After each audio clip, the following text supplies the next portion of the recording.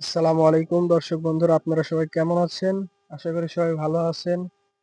আমি মামুন এগ্রো থেকে আব্দুল্লাহ আল মামুন। আজকে আপনাদেরকে যে আমাদের বিধান 103 এর যে জাতটা আছে, এই জাতের আপডেট ভিডিও আপনাদেরকে সবসময় দিছি। কিন্তু ধানের শেষ বের হওয়ার পরে এখনো পর্যন্ত আপনাদেরকে একটা ভিডিও দেখাতে পারিনি। তো আজকে আমরা চলে আসছি আমাদের সেই বিধান 103 এর, কিন্তু বাইল অলরেডি বের হয়ে গেছে, রং ধরে গেছে অলরেডি। তো দেখেন কত সুন্দর ধান হয়েছে।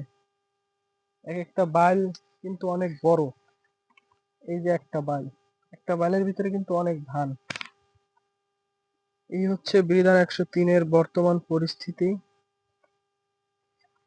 এই ধানটা অনেকে দেখার পরে অনেকে এই ধানের জন্য বীজ চাইতেছে, যে আগামীতে তারা করবে এরকম উচ্চ ফলনশীল একটা জাত।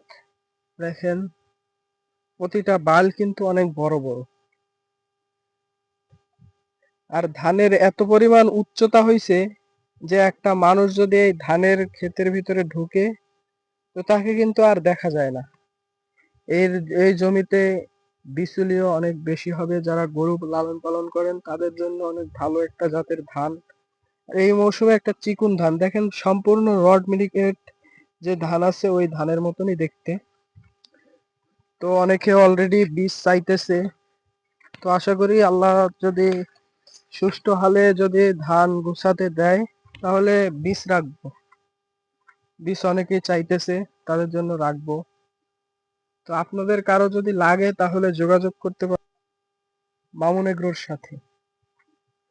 আগে থাকতে অর্ডার দিয়ে রাখতে পারেন এবং সরাসরি যোগাযোগও করতে পারেন। তো আজকে এই পর্যন্ত। কি সামনে আরেকটা ভিডিও নিয়ে কোনো ভিডিও নিয়ে দেখা হবে ইনশাআল্লাহ।